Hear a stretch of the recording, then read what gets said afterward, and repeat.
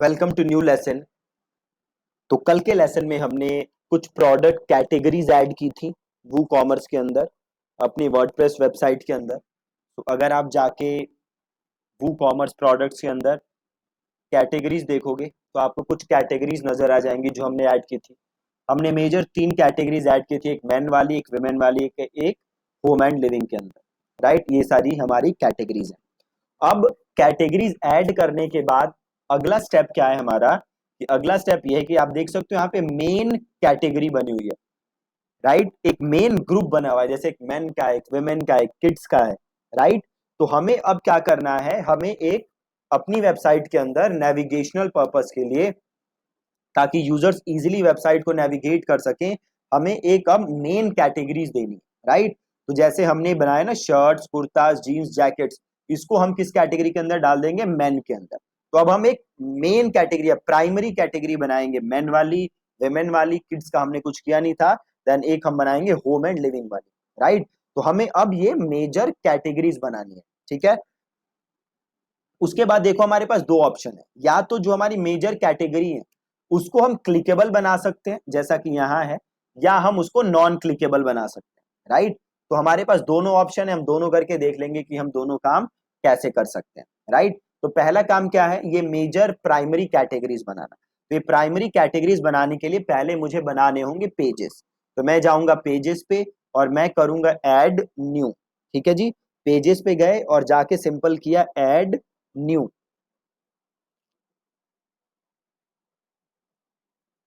और यहां पे मैंने लिख दिया मेन, और इसको कर दिया मैंने पब्लिश।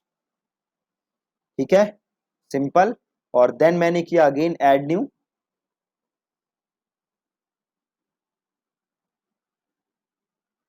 और इसको मैं कर देता हूं विमेन, और इसको भी कर देता हूं पब्लिश, और मैं करता हूं ऐड न्यू। फिर से एक नया करते हैं, और वो कौन सा करेंगे, वो करेंगे होम एंड लिविंग।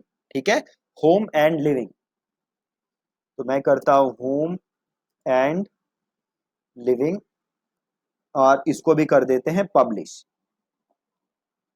ठीक है जी, तो हमने 3 पेजेस बना लिए। अब अगला काम क्या है, हमें बनाना है नेविगेशन मेन्यू। तो अब हम जाएंगे अपीयरेंस के अंदर, और हम गए मेन्यूज के अंदर। ठीक है, अपीयरेंस के अंदर, और देन हम गए मेन्यूज के अंदर। मेन्यूज के अंदर आ गए। अब हम पहला मेन्यू क्रिएट करेंगे, इसका हम नाम दे देते हैं हेडर मेन्यू, और इसको कर देते हैं हम क्रिएट। सिंपल हेडर मेन्यू हमने नाम दिया, और इसको हमने कर दिया क्रिएट। और जो भी हमने पेजेस बनाए थे, home and living, women, main, ये तीनों पेजेस उठा के मैंने कर दिया ऐड टू मेन्यू। बहुत ही सिंपल। और इसको थोड़ा शफल कर देते हैं, मैन, विमेन, और होम एंड लिविंग, और इसको कर देते हैं मेन, और इसको कर देते हैं सेव मेन्यू।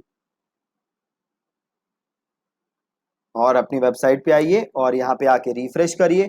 अब देखिए आ गया man, women, home and living, और ये कार्ट वाला बटन आ गया। अगर हम ऐड टू कार्ट, क्योंकि हमने अब वू कॉमर्स इंस्टॉल कर लिया है, ये ई कॉमर्स वेबसाइट बन चुकी है, तो ये कार्ट वाला ऑप्शन हमारी वेबसाइट के अंदर आ गया। राइट, अब अगला ऑप्शन क्या है, ऑप्शन नहीं, अगला काम क्या है हमारा, कि जो हमने कैटेगरीज बनाई थी, राइट, याद है आपको। अगर मैं यहाँ पे जाऊं वू कॉमर्स प्रोडक्ट्स के अंदर, और या मैं कैटेगरीज को अगर ओपन करूं, तो हमने अलग अलग टाइप की कैटेगरीज बनाई थी।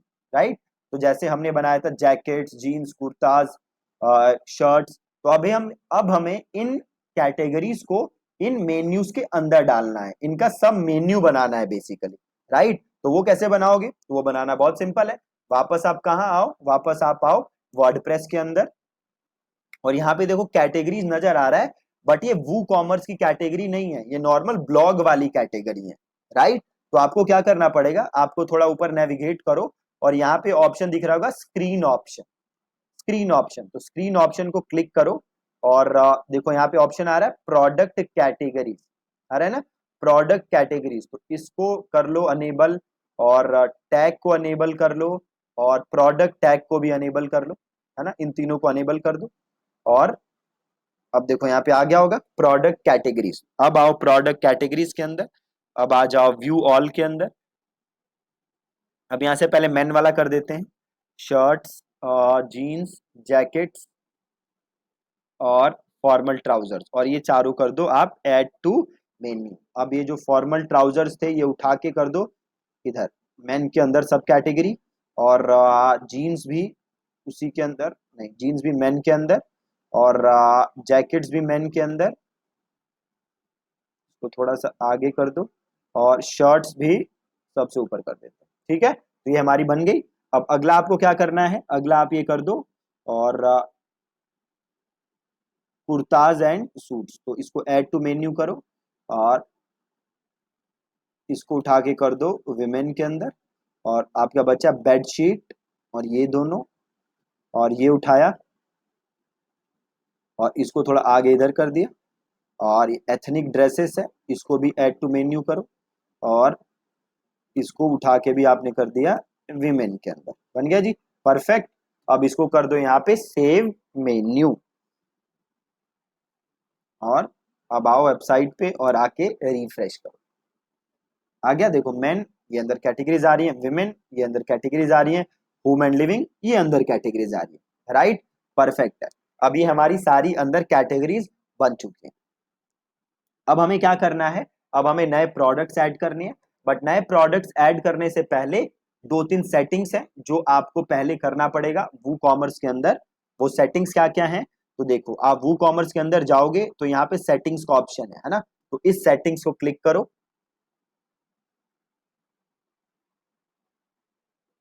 और जैसे आप इस सेटिंग के अंदर आओगे तो सबसे पहले तो देखो आपको एड्रेस वगैरह दिख रहा है, राइट, तो आपको ये चेक कर लेना है कि ये जो मेन जो एड्रेसेस डले हुए हैं क्या ये सही है कि नहीं। अगर आप इन एड्रेसेस को चेंज करना चाहते हो, ये एड्रेसेस हमने तब डाले थे जब हम सेटअप कर रहे थे, तो अगर आप इनको चेंज करना चाहते हो तो आप इसे चेंज कर सकते हो, कोई प्रॉब्लम की बात नहीं है ना।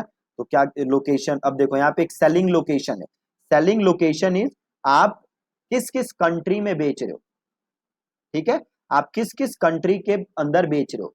तो अभी हमारा देखो सेल टू ऑल कंट्रीज है, आप चाहो तो सेलेक्ट कर सकते हो कि भैया हम बस इस कंट्री में बेचेंगे, इसके अलावा और किसी कंट्री में नहीं बेचेंगे। तो अगर आप वो डाल दोगे कि भैया हम इस कंट्री में ही बेचेंगे, तो वो बाकी कंट्रीज के अंदर जब भी कोई प्रोडक्ट खरीदने की कोशिश करेगा तो वो खरीद नहीं पाएगा। शिपिंग लोकेशन, आप कहाँ कहाँ शिप करते हो, है ना, वो यहाँ से आप सेलेक्ट कर सकते हो। आ रहा है कस्टमर लोकेशन, जियो लोकेट मतलब उसका फैच कर लेगा ये डेटा कि वो कहाँ से कस्टमर ने रन किया है अपना वू कॉमर्स, या आपकी वेबसाइट पे कहाँ से लॉग इन हुआ है, तो वहां से वो जियो लोकेट कर लेगा उसको। करेंसी आपकी डली हुई है इंडियन रुपी जो भी है, आप यहाँ से देख सकते हो, और अगर आपको कुछ चेंज करना है तो आप चेंज करके सेव चेंजेस कर सकते हो।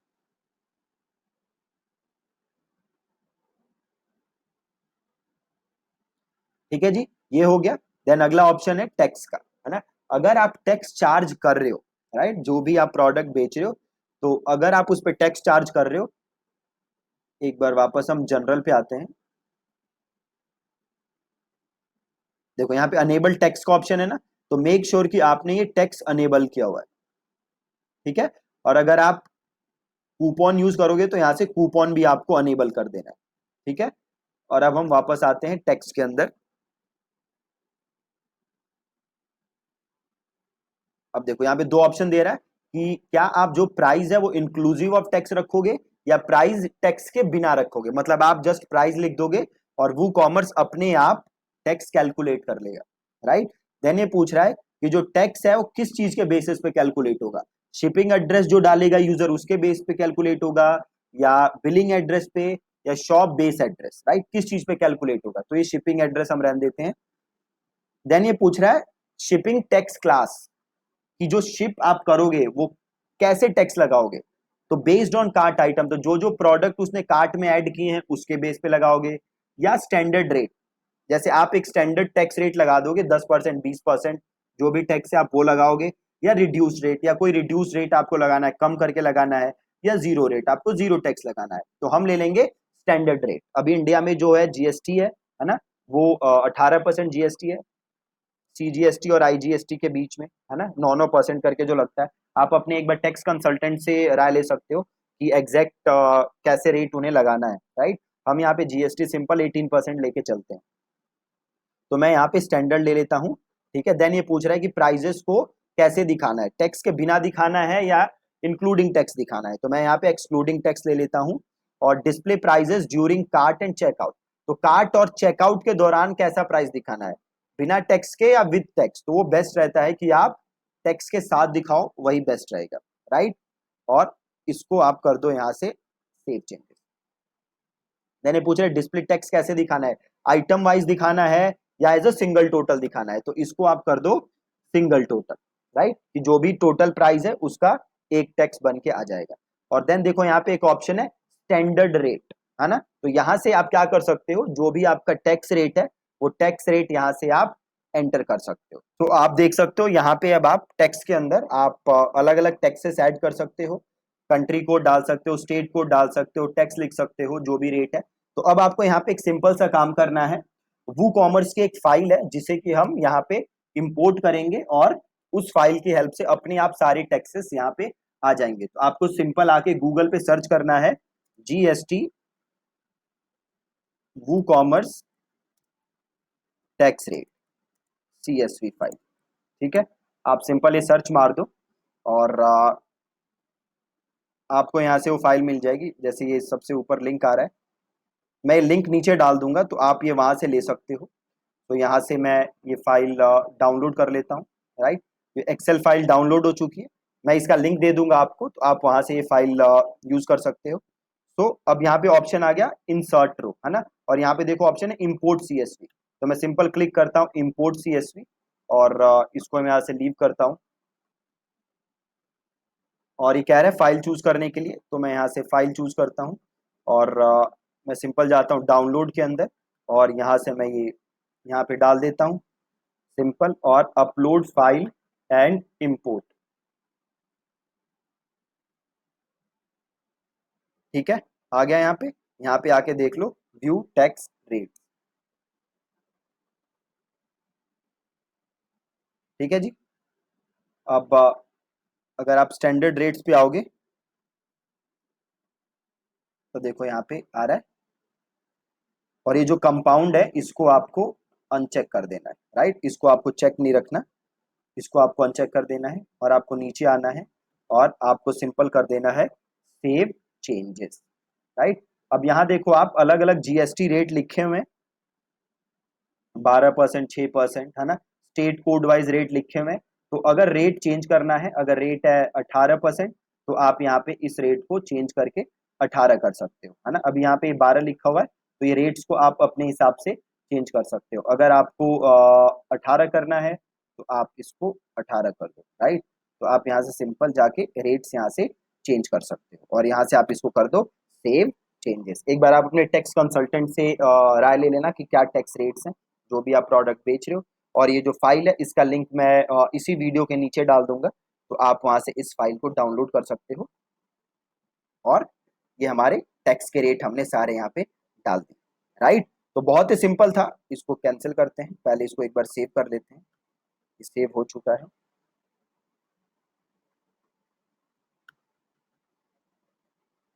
हाँ सेव हो चुका है। एक सेकंड यहाँ पे हम रुकते हैं ताकि ये डिस्कार्ड ना हो जाए। नॉट श्योर, ये बार बार एक बार इसको लीव ही करके देखते हैं क्या होता है। अगर हट गया तो हमें दोबारा डालना पड़ेगा। तो एक बार वापस जाते हैं टेक्स्ट के अंदर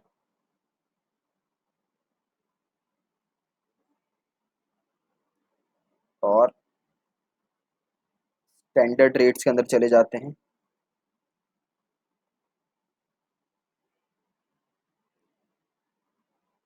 हाँ ये रेट यहाँ से चेंज नहीं हुए थे, ठीक है। तो आप वहां से अगेन रेट्स को चेंज कर सकते हो,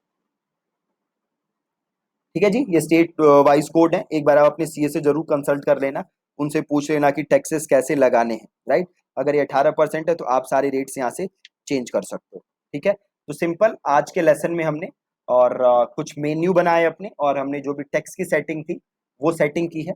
अब कल के लेसन से हम अपने प्रोडक्ट डालना स्टार्ट करेंगे वेबसाइट के ऊपर, देन हम देखेंगे कि वो प्रोडक्ट कैसे हमारे दिखने स्टार्ट हो रहे हैं। प्लस हम वेबसाइट को अपने हिसाब से कस्टमाइज भी करेंगे, ठीक है। प्लस ये जो शिपिंग की सेटिंग है हम वो शिपिंग की सेटिंग भी कर लेंगे, जो भी हम शिपिंग रेट चार्ज कर रहे हैं, ठीक है जी। Thank you so much for watching this lesson.